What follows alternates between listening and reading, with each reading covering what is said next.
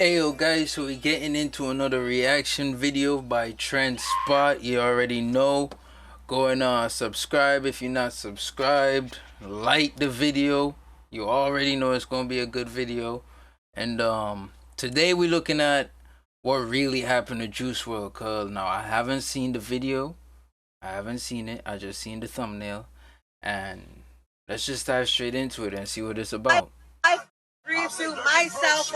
Hold on, I'm gonna just make sure I start that from the beginning because it looked like it wasn't the beginning. Okay, bet. You guys think he died from a drug overdose? You're wrong. Bro, I remember when I saw this video. This is so tasteless, bro. She crazy, bro. She gotta be. Y'all don't know. She just gotta be.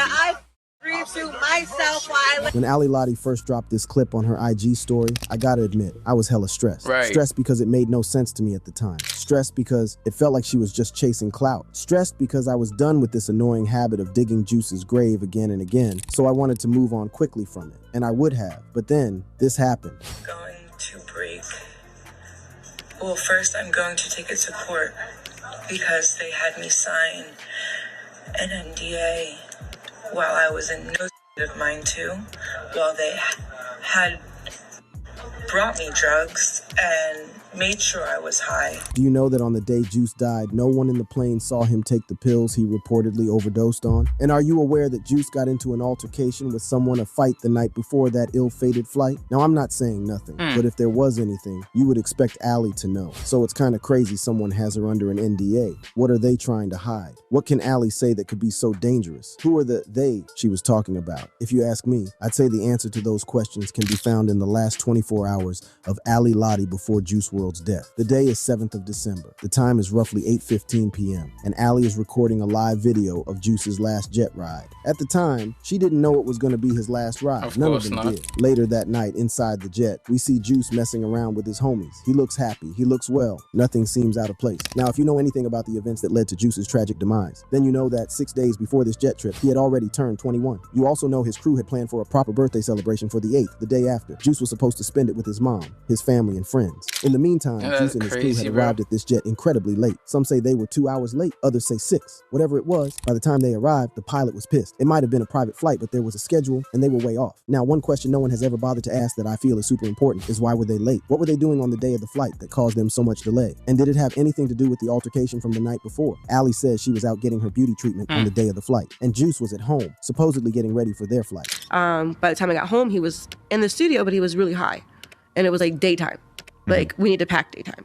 Like, because in a little bit, we're going to have to leave, go on the jet, around like, 8-ish. I remember he just wasn't paying attention, and I was like, you need to start getting ready because I'm going to be getting these things done. I don't need to tell you that. Juice had a serious drug problem. It was common knowledge, and he didn't try to hide it. So let's talk about what likely happened when Ali was out of the house. Again, if you are familiar with the events that led to the Juice tragic demise, then you know that he and his crew carried a lot of luggage with them into the plane. And in those bags was 70 pounds of cannabis along with ammunition. If you're not familiar with how Americans measure stuff, 70 pounds is a whole lot. That's about 33 kilograms worth of cannabis. And if you still can't visualize that, it is the weight equivalent of 2,310 iPhones. They were moving heavy, all right? And my theory is that that was what delayed them. But did Juice know about it? And did he have anything to do with the luggage in any way? That's the problem. Because of reasons you will soon come to learn, we will never know the true depth of Juice's involvement. But then that leaves us with Ali Lottie. Did she know there was cannabis in the luggage? Well, that's where things get tricky. In her interview, Ali kept talking about the night before. She kept saying something had happened the night before the trip without stating what exactly. Talking vaguely about it before slipping into a rant about how she hates planes. He was good, I was good, everyone was good, you know what I mean, from what I knew. But again, I didn't know a lot of stuff had happened the night before. But from what I knew, everything was good. And then we go on the plane. Everyone knows I'm terrified of being on planes in general previously from this, but obviously this is a huge thing. But what was the stuff that happened from the night before? Ali never says. But for now, we'll assume that it probably had something to do with the suitcase of 70 pounds of cannabis. Now, you must know that Ali isn't really a saint when it comes to drugs and the movement of it. She has had her fair share of drug cases with the law. But the one that stuck out the most in the immediate aftermath of Juice's death had to do with a thread that went viral on Twitter. This thread claimed, with receipts, that Ali Lottie was not only a drug dealer, she had also been convicted for trafficking meth, cocaine, and heroin. This charge reportedly got her a 2.5-year sentence. It was wild when it dropped. True. But it was later I remember debunked that. as false. Because if Allie had really gotten time on those charges, she would have never met Juice. But whoever served the time had her exact name, Alicia Leon. And the chance of that happening is trippy to say the least. Now let's ignore who knew where what was so and focus on who actually put that okay. amount of cannabis in the I bag don't on the recall flight. hearing Because that. once again, there's no way on earth it was Juice. There's no scenario where Juice was getting and smuggling 70 pounds of weed in their luggage on a private jet and with guns. My guess, it was his crew. When I first met him, I told him like Lucid Dreams is their best song. And he was like, you think so? He said, you wanna know something, baby? That's the only song that I sat down and I thought about. Wow. So I said, well, you know what that means? You should probably sit down and think about another song.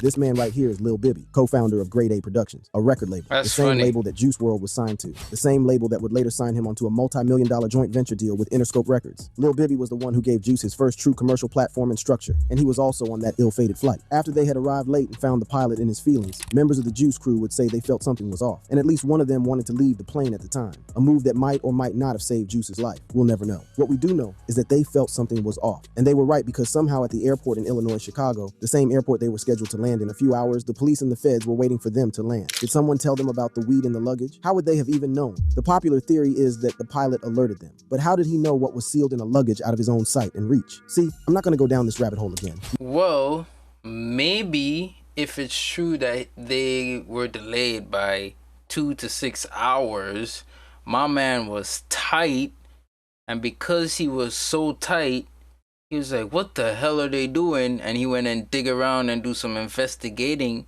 and maybe through that he found the luggage, or maybe he just ended up getting real angry and upset and just did some vindictive thing, you know what I mean? Like, it got some petty people out there who will call police like that, you know, like, yo, like, he gonna find, like, you never know, that could be some sort of federal offense or something, making a private jet, like, late. I don't know. I don't have a private jet yet, you know what I mean? So, right? Yet, you gotta say the yet. But I don't know. I think that's what it would be. Something along those lines is what it would be. He went digging because he was upset he had to wait 2 to 6 hours, gang. Imagine you a pilot and you probably making, bro, they pilots make like $275 an hour, bro. Like US, bro. Like some pilots, bro. That's crazy, bro. So on a 10-hour flight, you feel me? Or one of them 9-12-hour straight flights, bro. You know how much they're making, bro? They're making like some people's whole month's rent in one day, bro. So he's sitting down there tight as hell, bro.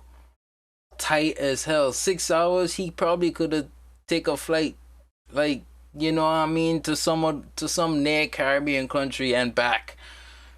You feel me? Like, and make like damn near my whole month's rent and be chilling for the next couple of days or whatever. You never know, bro. And he's a human being, so he mad as hell, and he called the cops. No one knows for certain if the pilot informed them, and no one will ever know except you can track the pilot in question and extract it from him yourself. We have bigger fish to fry, and it has everything to do with why on earth the feds were at the airport waiting for them. You see, I can understand why both the police would be waiting for them, but the FBI's presence was oddly specific and also pretty confusing. But hey, not everyone was confused. It was only confusing for those who knew nothing of Lil Bibby affiliations, confusing to those who knew nothing of the No Limit gang, confusing to those who didn't know that just a few days before Juice and his crew got on this flight, there was a gruesome murder in the city of Chicago, and Juice's crew along with Lil Bibby were neck deep in it. Shoot up shells, Mr. Death 150. Yeah, y'all know I be catching y'all stupid ass. I didn't know about this. And like, but you know, everybody telling me to leave the other alone, just focus on his music, and they right. So I'm gonna do that. You know, stay out the way. This was the dude known as Shooter Shells. He was a rapper and street gangbanger, and the way they took him out was a brutal affair. Some say it was the most brutal that the city of Chicago had ever seen, but many knew he had it coming because of the extremely volatile lifestyle he had lived up until his terrible demise. Shooter Shells was a member of a Chicago gang called Black Mob. When he was serving time behind jail, his brother was killed by a No Limit gang member. So when he got out, he got on a revenge streak with kamikaze sensibilities. I say kamikaze because Shooter Shells didn't know when to stop. Why The do I man feel like stacked up I at least heard about 5 him No before? Limit bodies in the course of his revenge, but for some reason that wasn't enough. In 2017, he released a diss track on YouTube titled Death of 150, which which was a brutal diss to the No Limit gang. This turned out to be the last straw. 3 months later, on the 10th of July, 2017, someone gave up his location, and as he was getting into his car, in broad daylight at around 9:32 a.m., a white Nissan Altima pulled up beside him. 3 shooters hopped out and fired shots at him, but Shooter Shells didn't die immediately. He staggered and fell to the ground half alive, half dead. So these 3 shooters gathered around and fired several rounds of bullets each into his head. I can't show you the photos for very obvious reasons. Just know that when the police arrived, they recovered 43 shell casings near his body. When the cops would come around to round up suspects, their prime culprit was a rapper named Mad Max. And unsurprisingly, he was a member of the No Limit gang. Okay, so what does this have to do with Juice, Lil Bibby, and the luggage of meth and guns found in the plane? Well, Lil Bibby is also a member of the No Limit gang. Artists signed to the label like G Herbo, who was also signed to Lil Bibby's label, and a frequent collaborator of Juice was also a member of the No Limit gang. In fact, almost everyone who was under and around Lil Bibby's circle was linked to the gang in one way or the other. In fact, it was Herbo that Shooter Shells had beef with. But funny enough, Shooter Shells had gone on record saying that he had nothing but respect for Lil Bibby, even though he was a No Limit gang member. His reason was that the homie never dissed him or his Black Mob gang. This turned out to be a rookie mistake. He was giving Bibby too much credit because in the lead up to his own gruesome demise, Bibby would be quoted indirectly dissing Shooter Shells in these lyrics from Got 'Em Sick. Beefing with the gang, you might find him in a ditch. Heard that you been talking that I just been calm, you know I can switch. You know I'm a savage. I ride with the stick. I make a call and I get him hit. Now, I'm not saying Shooter Shells was slow. His decision to exclude Bibby from the beef was no error because Bibby had always been about the money. He wasn't really interested in street politics or any of that small time that could get in the way of him making some bands. True. All he was interested in was getting paper, and he wasn't going to let anyone or anything get between him and the money, not even his own music career. I've been a student since I got in. You know how most artists, they get in and say, I just want to rap. They let their people do the business. No, I be wanting to know everything. I feel like that kind of affected my career a little bit because I want to play every role, you know. And he had this kind of mindset from the jump because when the Chicago drill scene first started to gain traction as online it should back in be 2012, though, especially if you're trying to go the independent route, you gotta know your, you know. And it was his eye and ear for talent that allowed him to make the seamless transition from rapping to record label executive to signing Juice immediately. He listened to Lucid Dreams. In his words, he called it the best music he had ever listened to. So maybe Shooter Shells was actually slow, because anyone who knows anything about anything will tell you that the corporate world of the music industry is tougher and more diabolical than anything you'd find on the streets. I mean, the streets could prep you for that life, but the industry would still humble the hell out of you if you aren't ruthless. So while Shooter Shells was gunning for G Herbo, if he was really interested in crippling No Limit, he should have been targeting Bibby. Why? Well, because in my opinion, he was the one holding it all together, at least financially. But on top of that, he was also the most strategic and most calculating member of the No Limit gang. You don't fear the monster under the light, you fear the one hiding in the shadows. So now we know why the feds were waiting for Juice when his plane landed in Chicago at 1:30 a.m. on the 8th of December 2019. He was in bad company. At least an hour before they arrived, the cops had arrested Juice's personal bodyguard, Henry Dean. Henry was not on the private jet, but was waiting with a limousine service so he could take them to their cribs. Henry Dean had seen the officers enter the airport, and he had sent messages to the crew that there were officers on ground waiting for them, messages that they wouldn't get until they themselves had landed. It was when the crew were getting close, Henry Dean entered the airport to help everyone that was on board the flight with their luggage, but then the officers stopped him. 2 firearms were found on him, and while he had a valid firearms owner ID as well as a concealed carry license, the license did not allow him to carry a concealed firearm inside an airport, so he was cuffed and arrested. During this time, everyone was seated. Juice, Chris Long, Lil Bibby, G Herbo, every other member of the No Limit crew except Ali Lottie. Immediately they got to the lounge. Ali took a bathroom break. At the same time, K9 dogs began to search the luggages. A police K9 dog then immediately indicated a positive alert on a suitcase on the first cart. That was where they found the 70 pounds of marijuana in 41 vacuum-sealed bags and 6 bottles of liquid prescription codeine cough syrup. Ali returned from the bathroom and Juice turned to him, muttered something incoherent before collapsing to the ground with a seizure. Blood was coming from Juice's mouth and nostrils. The officers asked if Juice had suffered from any medical issues and if he had ingested any drugs. He didn't have any medical issues, but he had a drug problem. That's what they told the officers. So they administered Narcan to stop the overdose. Juice was placed in an ambulance en route to Holy Cross Hospital. Meanwhile, Chris Long, Juice's close friend and PA, had gotten into a bit of trouble. K9 found more cannabis in the second bag and 3 firearms, including 2 9mm pistols and a 40 caliber pistol, along with metal-piercing bullets and a high-capacity ammunition magazine. The 40 caliber pistol was hidden inside a bag that contained camera equipment. When they asked who the bag belonged to, Chris Long claimed ownership of the bag, but denied having any knowledge of there being a firearm inside. Chris Long would then be arrested and charged with unlawful possession of a firearm at around 2:03 a.m. on December 8th, 2019. A little over an hour later, Juice WRLD would be pronounced dead at 3:14 a.m. This morning, so many questions as to how a seemingly healthy 21-year-old could die so unexpectedly. It was tragic, and you can imagine how heated the emotions were on that night. But there was no time to grieve just yet, because the cops needed an explanation explanation for who owned the 70 pounds of weed in their luggage. And this is when things took a bizarre turn. You would think either the feds, Homeland, the cops, or the gang unit would be able to pin the drugs on one of the occupants, but they couldn't. According to official police reports, none of the suitcases carrying the drugs had names or personal items attached, and no drug charges were filed. Of course, the most reasonable explanation was that no limits owned it, but the police just couldn't prove it. Now, the question you might want to ask is why on earth would they use Juice's plane to move that kind of incriminating cargo? You would think their number one priority would be protecting their most profitable asset, Juice. Juice was on the clear and broad path to superstar. True. There was no denying this fact. And you could argue that it was the numbers his records were doing that even kept Lil Bibby's label relevant, if not profitable. Well, you want to know what I think? You might not like it, but I strongly believe they were using Juice as a mule, a patsy, a cow that carried all of the goods, a goose laying golden eggs. The reason I am convinced this is true is because of videos like these. Why we say we smoking on Ghost, smoking on Katie Pack and Pasto and Mr. the most, man.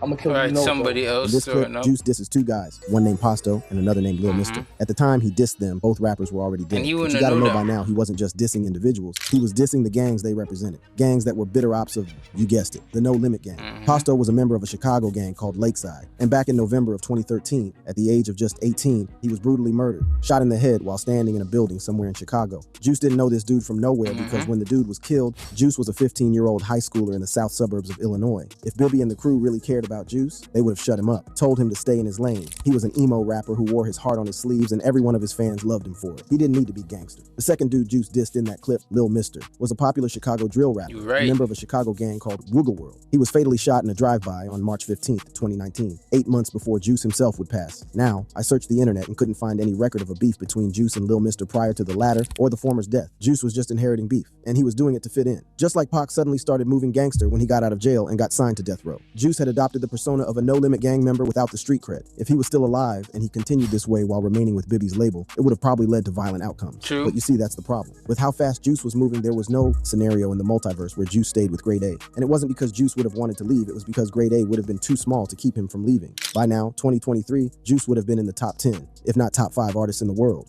Not rappers. I'm talking about musical artists across all genres. True. And it would make zero sense for him not to own his own label. So, what would you do if you were Grade A? What would you do if you were in charge of the fastest growing artist on the planet and there suddenly his head was touching the ceiling, pulling the rug from under your feet and possibly bringing down the whole house? If you think what I'm suggesting is crazy, then look no further than how things fell apart with Kid Laroi the moment he left Grade A. For those familiar with the rise of Kid Laroi to superstardom, long before he released the monster hit Stay with Bieber, the teenager was signed under Grade A, and Juice was kinda like his mentor and big brother. He worked closely with him, learning under Juice till he passed. Laroi was even on the flight with Juice and the rest of the crew on that terrible night. In an HBO doc on Juice's life, the singer says, "He was so ill. I was just sitting there panicking. I was like, what the f-? And at first we just thought he was having a seizure, and then the blood started coming out of his mouth and his nose." Despite all of this, Laroi stayed with Grade up until 2020. He even called Lil Bibby his big brother and mentor in an interview with Hot New Hip Hop Mag in that same year. But no one knew he had an exit plan. An exit plan that came in the form of Scooter Braun. Because I mean, if there's anyone that can make gangster CEOs feel emo, it would have to be Scooter freaking Braun. That's the man that took on Taylor Swift and her horde of Swifters and came out without a scratch. But we're getting distracted. Laroy's departure didn't sit well with Bibby or his partners at Grade A. When the Stay Crooner did a cover story with Billboard after the fact, they asked the rising superstar what happened with Grade A. But reps from Columbia jumped in to decline comment. And when Laroi eventually got the chance to speak about Grade A, he simply responded, "We won't talk about them." So, is there a possibility that Juice had started showing signs of wanting to leave Grade A? Is there a possibility that someone decided that Juice would be more useful to the label Dead than Alive? Well, if anyone is going to suggest something that extreme or incriminating, that person has got to weigh the odds. What did Grade A stand to lose if Juice had left the label like Kid Laroi later did? Well, since Juice was the goose that laid the golden egg, they were definitely going to lose the goose. And if that goose had a good enough lawyer, then he would probably take the eggs he previously laid with him. True. But hey, you say, what would Grade A gain from Juice's passing? And seriously, I'm stunned you're asking that question. Well, they in the own immediate everything. aftermath of Juice's passing, Forbes reported that Juice had at least 3,000 unreleased songs. The metaphorical goose laid enough metaphorical eggs to reduce its literal relevance. No disrespect. Everyone knew Juice's work ethic was phenomenal. Jared's work ethic was something that I would literally, I cannot even just say applaud. Like, I would kiss his feet like every night for it. Like, his work ethic was something that I've never seen anyone be able to do. Now, But there's a how drop of truth in this. How long have she been in the game? How many rappers she be around? To see, no, nothing against Juice's worth ethic, but she talking like she been around the greatest of the greats. You know what I mean? You ain't been around MJ, you ain't been around Drake, but he must have had a crazy worth ethic to become who he became in the space of time. I mean, granted, the stars fall in some people's laps, but you gotta be good to catch them and keep them. So, you know. Theory we just But explored, still, then his work ethic who was worked she against around? him. And since his death up to this day, Grade A has been the custodian of Juice's legacy, which means they get almost complete access and control of his catalog, Right. which includes existing songs and unreleased songs and collaborations. And if you are a fan of the deceased rappers, you know the mess they've made of his legacy up until now. From botch releases to unending leaks to erasing features that Grade A didn't like whether or not Juice would have wanted them, many fans are convinced that the label has done more to damage Juice's legacy than even Ally herself. Ally might not be a saint, but she's not the biggest devil on the playground. I'm trying my best to give you the dots and leave you to connect them. But if you still think it's all cap, if you think the allegations against Grade A is misplaced, if you think Kid Leroy was just being a child and Ally was just acting cuckoo, I'll leave you with one last exhibit, Max Lord. When Grade A began releasing Juice's posthumous albums, Ally was one of the many people who claimed that the label was mishandling his music. And Max Lord was one of the very few people who came to her defense. Max Lord was one of Juice WRLD's closest music engineers. And the reason why he spoke up was because Grade A had tried to rough him up. He tweeted, "I left my house as soon as I heard the news of Juice's death out of fear for my safety from them on the advice of my attorney." But it gets worse. He also says that there were open threats against him from Grade A and that they were demanding for all his recording equipment, even going as far as threatening to kill him if he didn't comply. Do I need to tell you why they were doing this? Funny thing is, Max Lord also says that when Juice was alive, Grade A tried to make him record on beats he hated, and that it had happened the night before his death. On the night before that ill-fated flight, there was a physical altercation between Max Lord, a co-founder of Grade A named G Money, and Juice over beats that the Grade A execs were convinced would make them money. If you enjoyed this expose, click on a video on your screen to watch even more interesting mini documentaries like this one. And I'll see you there. Crazy, yo, gang! I did not know none of that. The sudden loss of fame. If you knew any of that, comment down below and let me know. If I'm late to it, let me know. But I didn't know none of that before. But thanks for watching today's video with me. As you can see, I'm still drawing NBA Youngboy. I'm trying to get it done. I'm working on it a little bit, not live obviously, you know, but I'm still doing the hair, and it takes a while. It takes a little while because I don't be like just and then shade it out. Nah, like I try to get the strands and all that, try to get little details. But thanks for watching, thanks for the support, subscribe and like, and I'll see you in the next one.